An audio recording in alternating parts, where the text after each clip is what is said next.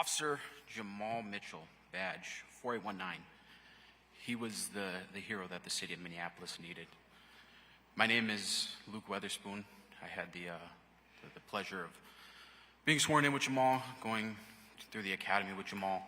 I also have had the honor of calling him one of my closest friends. Today I'm honored to tell you about my guy, Officer Jamal Mitchell. Jamal and I graduated the academy together about a year and a half ago.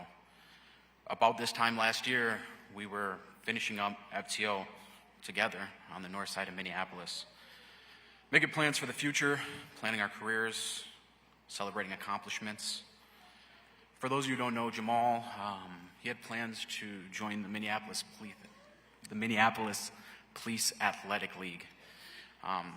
That's a role that he held near and dear to his heart, and it was reflective in his daily work. He was perfect for that role. He had plans. He had a very bright future ahead of him. I'm still in utter shock about the events that unfolded. As a police officer, you are consistently engaged with people on the worst day of their lives.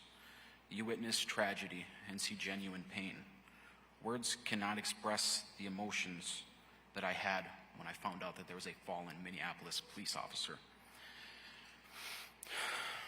There are not words to explain the emotions that exist when you find out that that fallen police officer was somebody who you consider a brother. As soon as I found out that there was an officer down, Mitch was actually my first call. It's still so painful to imagine what his family is going through.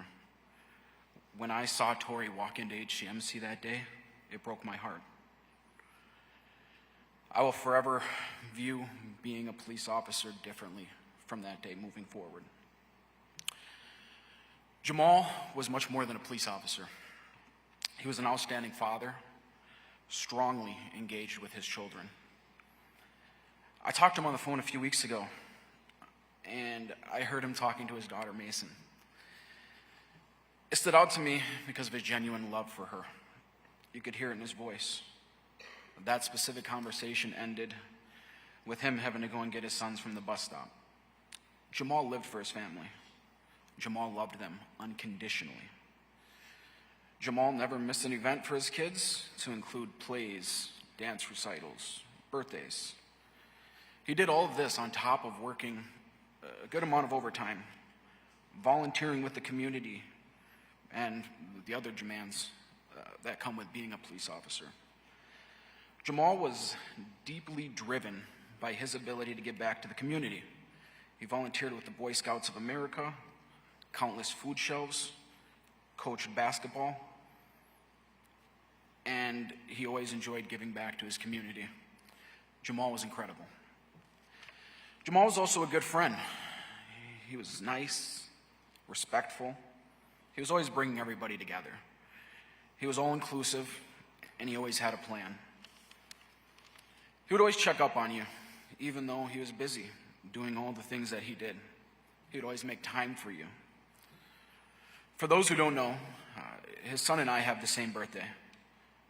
After blowing out the candles, putting his kids to sleep that night, he actually beat me to my own birthday celebration this year. I was sent a picture of him and my other friends waiting for me. Jamal always had your back. He was always someone you could count on. If you were lucky enough to call Jamal your friend, you could count on him amping you up, celebrating your accomplishments and successes. If you were lucky enough to have Jamal as your friend, he would call you when he was grabbing food, see if you wanted him to pick you up something. He was always so thoughtful. Jamal would call me, and he would tell me, "I checked your work schedule for XYZ day. I noticed that none of your squad partners are working. Coincidentally, none of my squad partners are working either, so why don't you come in early, and we're going to be partners that day." I wish I would have done that more. Jamal was an avid basketball player. Besides being part of the group at the Maple Grove Lifetime, he took a lot of pride in coaching the kids. I remember in the academy, we had some downtime one day, and as a class, we played a game. Not only did he show off his abilities, but he showed us that he was a team player. Jamal was a hero off the job, too. The day before he was taken from us, he put on a pair of his prized Nikes from his extensive shoe collection and took his kids to the pool. For those of you who don't know, Jamal was absolutely a sneakerhead. He noticed while he was at the pool that there was a kid in the water struggling to stay above the water. Jamal jumped in, still wearing his favorite pair of Nikes on his feet, to save the child. Jamal was the kind of guy who saw someone in distress and everything else went out the window. Dr. Martin Luther King Jr. once said, "The ultimate measure of a man is not where he stands in moments of comfort and convenience, but where he stands at times of challenge and controversy."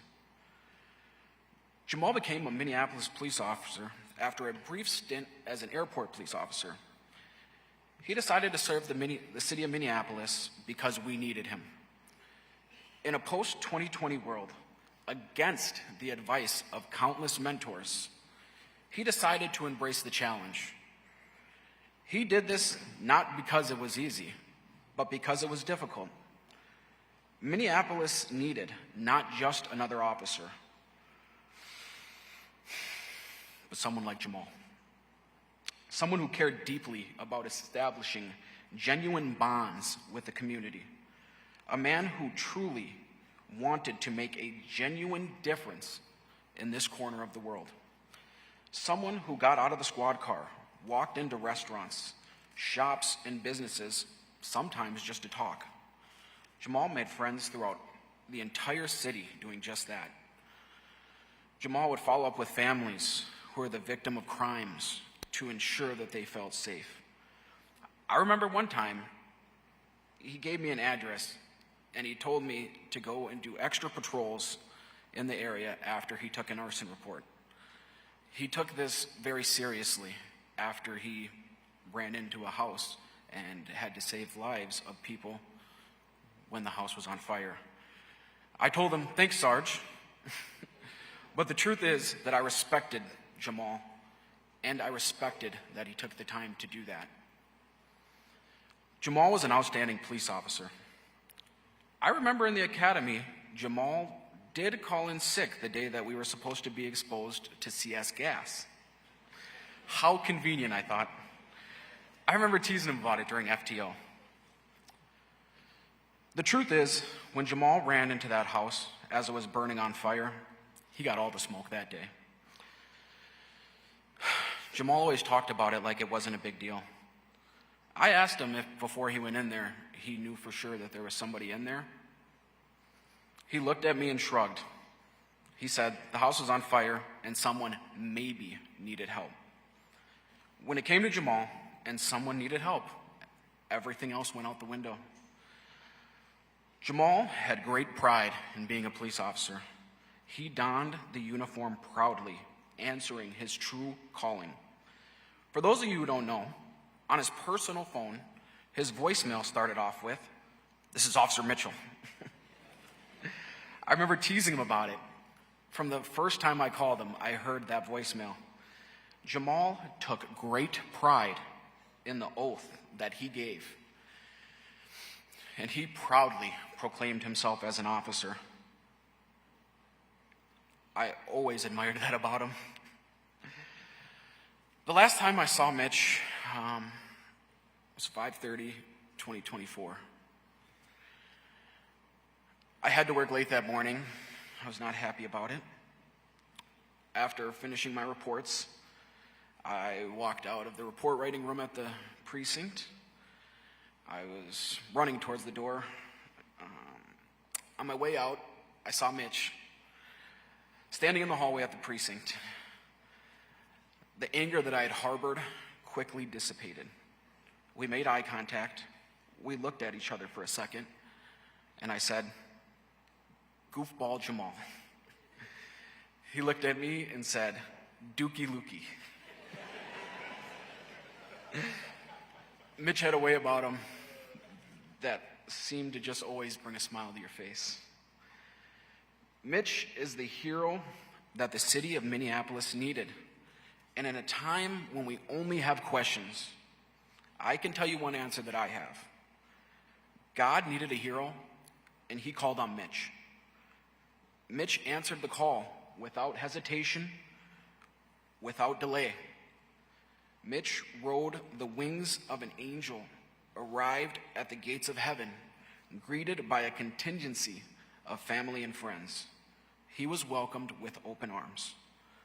Mitch and his family made the ultimate sacrifice in the name of peace. We must continue the legacy that he designed. We must stand by his loved ones and continue to advocate for peace in the community. When Abraham Lincoln gave the Gettysburg Address, he stated, "It is rather for us to be here dedicated to the great task remaining before us, that from these honored dead we take increased devotion to that cause for which they gave the last full measure of devotion." We must, and I repeat, we must continue Mitch's legacy of community engagement. He was an avid community member and worked hard to establish many significant relationships with the community that he served.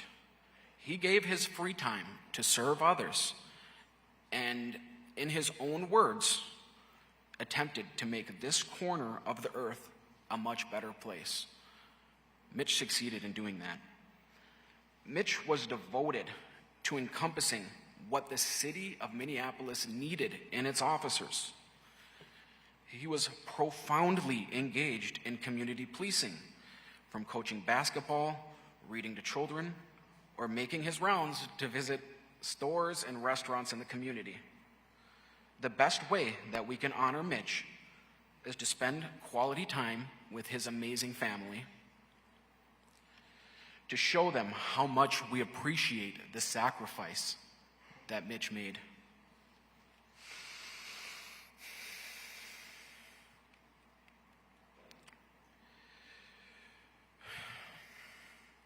Mitch had a true passion for the community, and we as a department must continue the legacy that he designed naturally. We have some pretty big shoes to fill. I'm calling on every officer in this building to think about Jamal the next time that you get in that squad car. And remember that he would have wanted you to get out that car and engage with your communities. Mitch, we appreciate what you did, and this is not the end of your story. Officer Jamal Mitchell, badge number 4819, the hero that the city of Minneapolis needed. Outstanding job, sir. Until we meet again.